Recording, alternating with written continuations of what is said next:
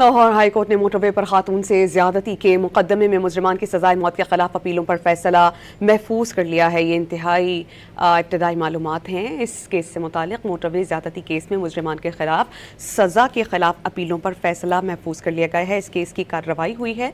Lahore high court ने वकला के दलाइल मुकम्मल होने के बाद इस फैसले को महफूज किया है। ये कब सुनाया जाएगा, ताहाल इस हवाले से कुछ भी कहना क़ब्ल वक्त है। मुजरिम आबिद मल्ली और शफकत बग्गा ने सजाए मौत की अपीलों के खिलाफ जाने का फैसला किया है। लाहौर हाई कोर्ट ने वकला के दलाइल मुकम्मल होने के बाद ये फैसला महफूज कर लिया है। साहम केस से मुताल्लिक आपको बताएं कि मुजरिम आबिद मल्ली और शफकत बग्गा ने सजाए मौत के खिलाफ अपीलें दायर की हैं और इस केस पर अहम दलाइल दिए गए। वकला की जानिब से वाज़ेह रहे कि मोटरवे पर एक ज़्यादती का केस रिपोर्ट हुआ था कि बच्चों के सामने ज़्यादती की गई थी और बहुत ज़्यादा इस पर बातचीत की गई थी और उसके बाद ये केस की समाअतों का सिलसिला जारी था और अब इसका फ़ैसला महफूज कर लिया गया है।